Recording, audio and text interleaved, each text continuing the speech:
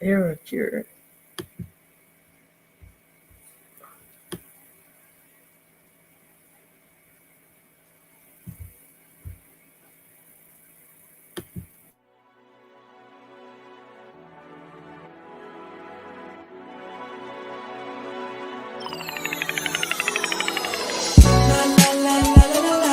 Pillow talk, pillow talk, pillow talk, yeah.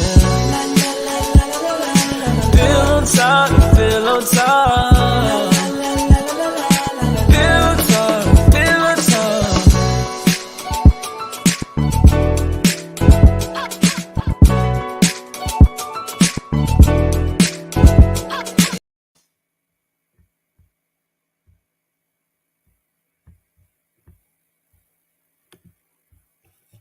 Good morning, everyone, and welcome to Pillow Talk Lounge. We're your hosts. I'm James Greene, and this is my lovely wife, Cynthia Greene.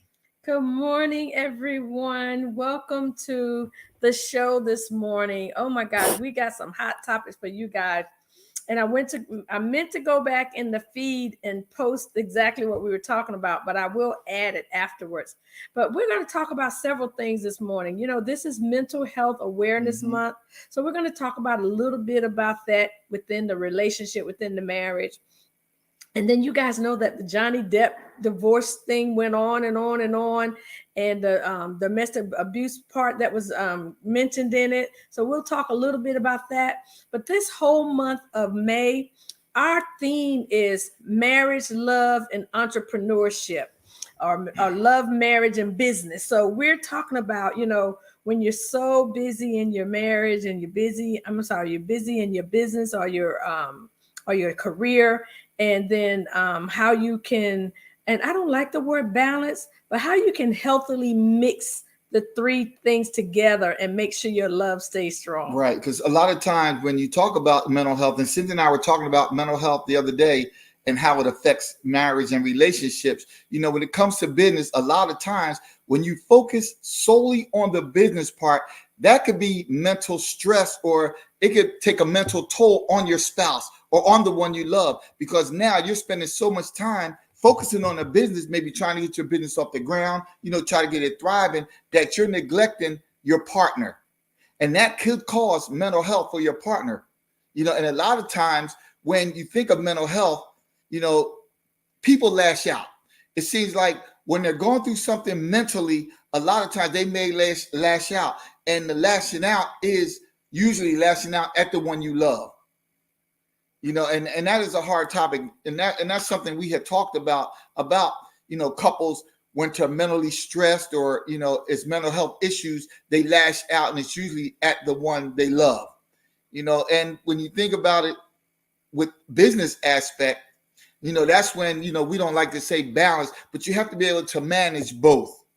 Because if you focus too much on one and not on the other one can feel neglected, can feel left out, can feel alone in the relationship. You know, a lot of times, you know, they may feel that you're working so much on your business that you're just leaving them out in the cold, so to speak, that you're not including them in, say, the business aspect. You're not including them in some of the decisions, or maybe just not keeping them up to date, you know, on things that are going on.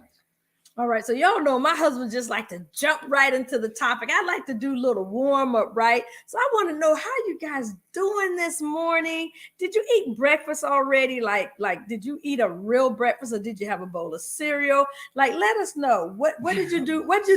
Some people, that's when they get up on. That's what we always did growing up. We got up on Saturday morning. We had cereal. Well, actually, I take that back. Mom cooked usually on the weekends. Your mother usually on school days, mornings, we got up and we had cereal. So are you guys having breakfast with us this morning? Even though the show is not called Breakfast with the Greenes anymore, you still can have breakfast with us, okay? Right. Because it's always Saturday morning during breakfast time. Right. And so we also want to remind you to hit the share button.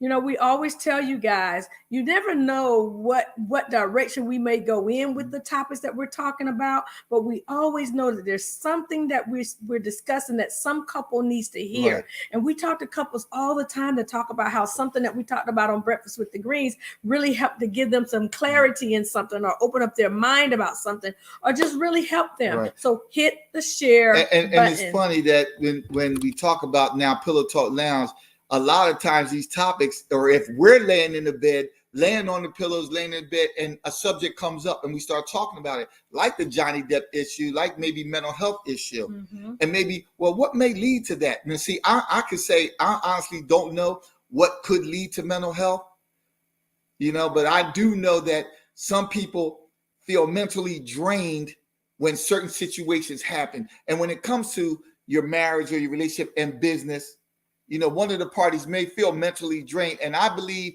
but I don't know for sure, that could cause mental health.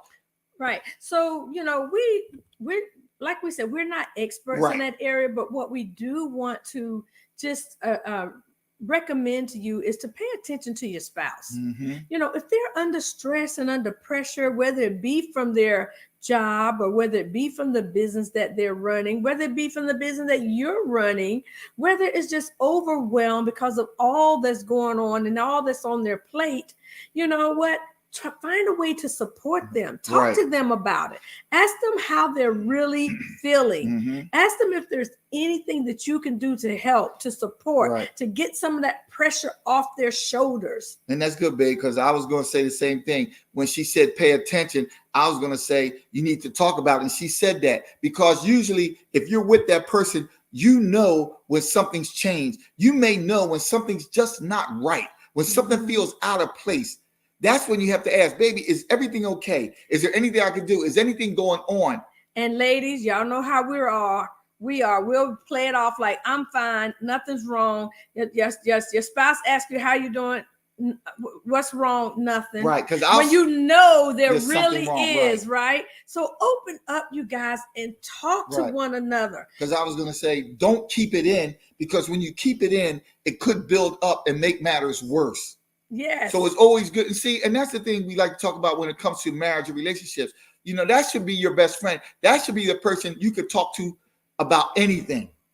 So if you're feeling a certain type of way, if you're feeling, say, mentally drained, or there could be an issue, tell that person, because that's the one you love, and that's the person that needs to hear it. That's the person that's got your back, that's by your side, that's your ride or die. That's the person you need to go to when things aren't right, and let them know it, so you can work through it together. Because trust me, if you're not working through it together and that person's working through it alone, they're going to always feel that I'm doing this by myself and I have no help. Right. And so, and if it's their business that's overwhelming them, you know, we talk about this all the time. Ask them, what can you do to support them in the business? If there's something you're really good at, you know, volunteer to maybe help them in that area. If you're good at writing, help them, you know, ask them, is there, you know, some content I can help you write? If you're good at technical, baby, can I take over some technical piece of the job? Or maybe you're good at the finances. You know, babe, do you need me to balance the books or input all your information into the computer? Whatever it is, whatever it is that you may be good at, ask them, what can you do to take some of the pressure off their shoulder? Because sometimes, you know, and I'll just give you guys an example. I had a strategy session with a business coach scheduled last week, but it wasn't until this week. And so when I scheduled it, at the time, I was feeling a lot of overwhelm.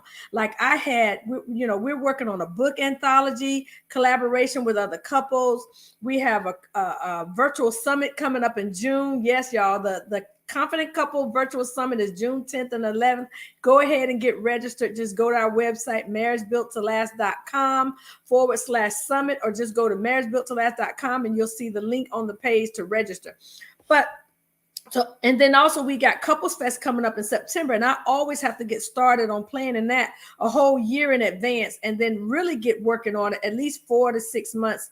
And so I'm in that window. So I had all these things on my plate, and I had overwhelm, and so I just stopped working on anything. Like I just didn't do anything related to any of those three things. And I really was praying, and then I was online searching, looking for an answer to help me decide how to move forward. And in the midst of that, I don't remember, I think I might have been on my mastermind with Taria Hodge. Shout out to Taria, one of my coaches. And I made a decision that I had to get unstuck and do something. And I knew that the book anthologies was heaviest on my heart, and it was like one of the biggest projects right now. And I decided to pick up the phone and start calling people who had said they wanted to be a part, and I needed their information. And so I guess I was feeling a little overwhelmed and stuck because things weren't moving like I thought they should be moving.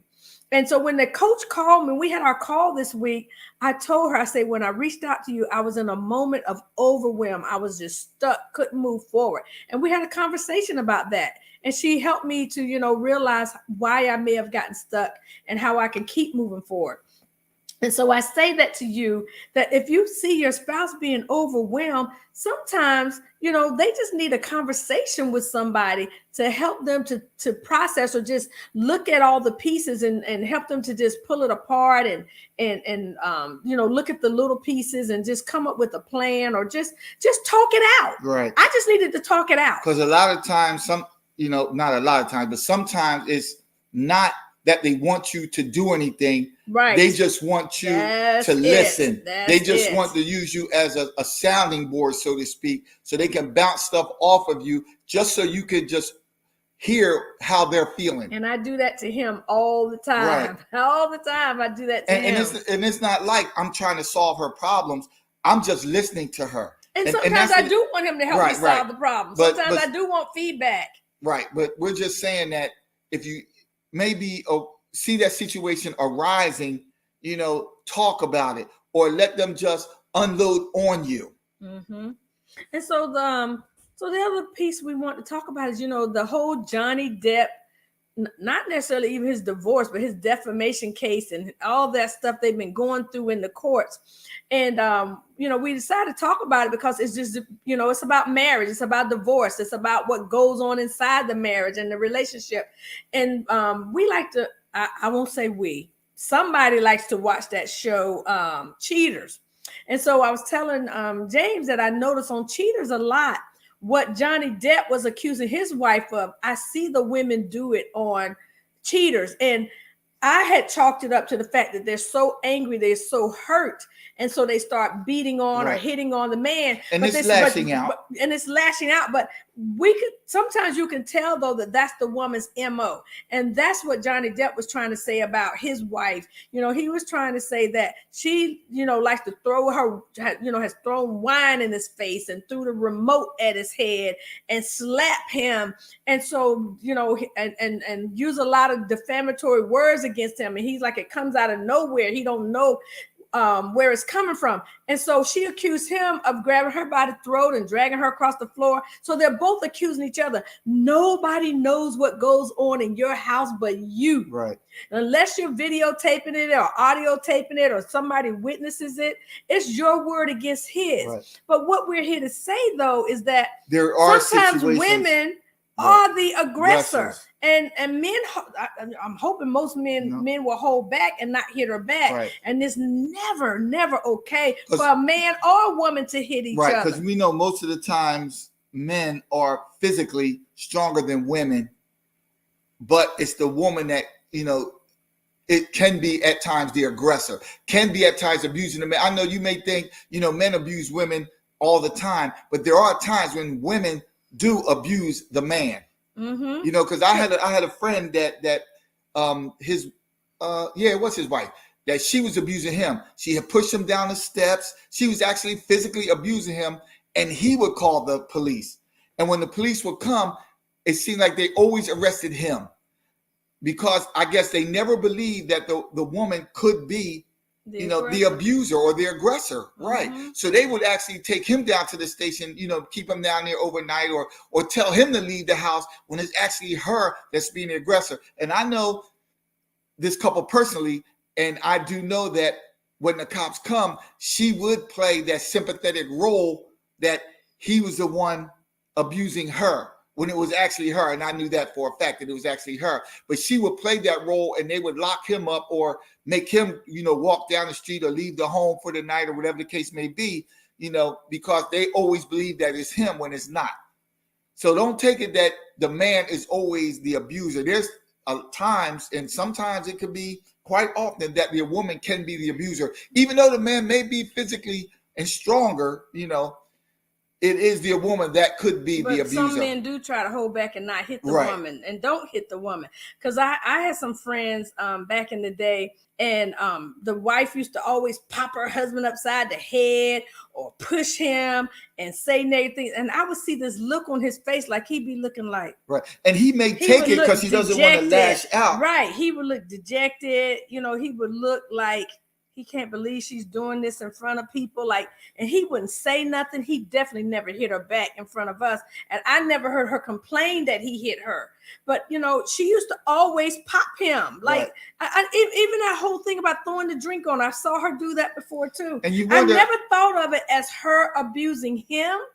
But I remember that so clearly. And if you talk to people, they will say, well, he must have done something that led her to act out or to lash out like that. But you never really know. Sometimes it's just that their persona, their personality. Mm-hmm. And the thing is, you don't want to, react to that. But sometimes you feel, how much can one person take? And we talk about how men abuse women. Cindy and I have talked about how men abuse women, and why do the women stay in the relationship? How much can one person take before they're fed up, before they get tired, before they may strike back, or before they leave? That's true. And we're not saying that the woman should leave or can leave. Some women just can't leave for whatever reasons. And like we said, we're not domestic violence experts, but we just wanted to address it because people have been asking our opinion about it and talking about about the whole Johnny Depp thing. And last week we talked about the Bill and Melinda Gates divorce, where he was like he still loves her and he would marry her again. And then you wonder, like, why did they ever even get a divorce? And a lot of people say the only reason, the only reason why I believe someone can truly get a divorce is because of domestic violence. If somebody's putting their hands on you, there's no way you should stay in that relationship. But I'm also not saying that because of domestic violence, you should absolutely get a divorce. My recommendation is that both of you go get help, go get counseling. The abuser needs to go get counseling and get deliverance, and they need God to deliver them from that mindset, that domestic violence, that violent behavior, that violent attitude, because we don't know why someone turned violent. A lot of times it's because they grew up in a violent home. I was going to say, sometimes they just need to break that cycle. A lot of times I've known a man who, this guy who said that he just grew up with all this anger. He I remember when I was working at Job Corps and the young man told me, I just got all this anger inside of me. I just seen so much terrible stuff in my life and nobody's ever helped me. Nobody's ever loved me. And so I'm just angry inside. And so he used to just blow up and hit stuff and throw stuff. And I don't know if he ever abused a woman, but there's different reasons why people act violently. You can get help, because this young man did get better because he had people to talk to. He never had anybody to really care about him or that he could talk to. So you can get help from domestic violence. So me personally, y'all know I always say, I think any marriage can be saved if you really want to and if you're really willing to put in the work. And when you go back and think about the Johnny Depp issue, is it all about money? Is that what she wants? Does she want half of his money? We don't know the real issue behind it, or maybe that's just how she is, and maybe she's just trying to pin it on him to make it look like he's the guilty party, or maybe he's pinning it on her to make her look like the guilty party. But we do know that right now they're at odds. They're blaming each other. They're saying each other is the abuser, and they're not getting anywhere. And you know what? I do not like the he say, she said situation, because you never know who's really telling the truth, because you really never know what was really going on. And so, both of them need counseling. They do not need to get into another relationship without some coaching or counseling. Anytime a couple has issues, you really don't, and it's portrayed in the media, so to speak. Say their stars is portrayed in the media. no one really knows what goes on behind closed doors if it's just them two. And then, you know, because it's back to that he say, she right. say. And you know, my other thing with this too, and this is so so powerful. These people get married and they get no help before they get married. Right. Like, people don't think they need to learn how to be married. They think love is going to just conquer all. And so I was having a conversation with someone not too long ago, and I want to say it was yesterday or day before yesterday. I can't even remember who I was talking to. And they were saying, you know, people pay money. That might have been you. People pay money to get married. People pay money to get divorced, but nobody wants to pay money to learn how to be married or stay married. Right. I don't get it. And you know, and when you think of stars, and we don't know for sure, but this is my belief that a lot of them stars don't have premarital counseling. I think they just, if they're working on a movie or on a TV show and they meet that person and fall in love and just get married, they never, I don't believe, go through premarital counseling where they learn about each other. That's true. I wonder if Devin Franklin and Megan Good he's a pastor. Doesn't matter. But did they have premarital counseling? Did they go to true premarital counseling with somebody? Because he may have thought, I'm a pastor and I do premarital and I counseling. talk about relationships. That's his specialty. I'm wondering, did they sit down and go in depth with premarital counseling? And then also Johnny Depp, Bill Gates, all of them. Did any of them do premarital counseling? I just finished watching online Gabrielle Union and Dwayne Wade's wedding ceremony. Absolutely beautiful. All this money on this wedding. And if they were to ever get a divorce, I'm sure there would be a whole lot of money that goes into them getting a divorce. So I am wondering, did they do premarital counseling? Now, I'm not saying premarital counseling solves all issues, but with the couples that we have done premarital counseling with, it helps you learn about each other. Yes. It helps you learn about, you know, you could talk about your past, but it helps you deal with more of the issues when you go through premarital counseling. More of your past, more of your likes, more of your dislikes. You learn more about that person. If you get the right premarital counseling, you'll learn more about that person that'll help you deal with some of the issues you may face along the way in your marriage. Right. And I'm telling you guys, I know a lot of people who are married and they're doing well in their marriage. They didn't have premarital counseling, but they went through a lot of things that they probably wouldn't have had to go through had they gotten it.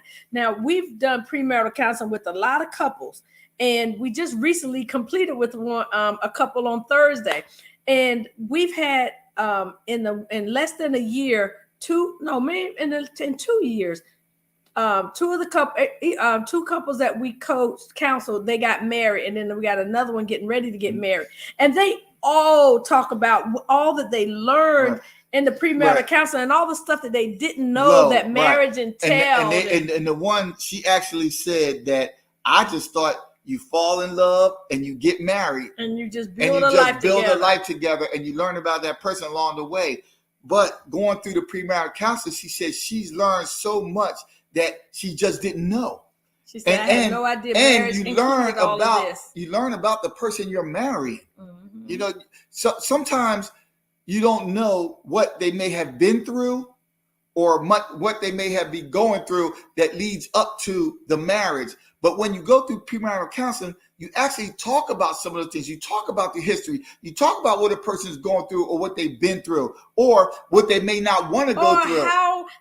How they best need your support or how they think about certain things so that you understand why they do what they do, why they say what they say, you know. And that's the same thing when we're talking about love, marriage, and entrepreneurship, love and business, is that it's all about a conversation, y'all.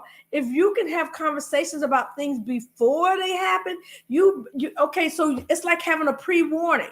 Like you don't go take a job and you don't know nothing about that job. You're going to either read the job description or you're going to already have known something about that job, or you went to school for it, or somebody you know is doing it. Yeah, and that's a good point, because just think for a minute, if you're going for a job and maybe a headhunter or somebody calls you for a job, they will send you the job description first so you can read about the job, so you can learn about the job. Mm-hmm. And then you may do the research on the company so you can learn about that company before you go for that interview. Mm-hmm. So here it is. That's like the premarital counseling. You're reading the job description. You're learning about the company, what it takes to be successful in that job, what skills you Right. need to have. And that's the same thing in premarital counseling. You're learning about that person. You're learning about the skill and what it's going to take to make a happy marriage. Right. You're learning about how to be successful. The same way you're learning and how to be successful about a job, you're learning on how to be successful in your marriage. Yes. So, there you go. We're comparing a job to a marriage, entrepreneurship and marriage, entrepreneurship and love. So if you gotta, come on, to put your TV up, you gotta read the thing how to put the TV Or that's like if you're building a bookcase or to you're learn building shelves or something. You got to read the instructions instructions on everything. Exactly. I was telling someone, and I think it was one of my kids a while ago, when and I was telling someone else that had a teenager that was being a little rebellious and didn't want to follow any rules.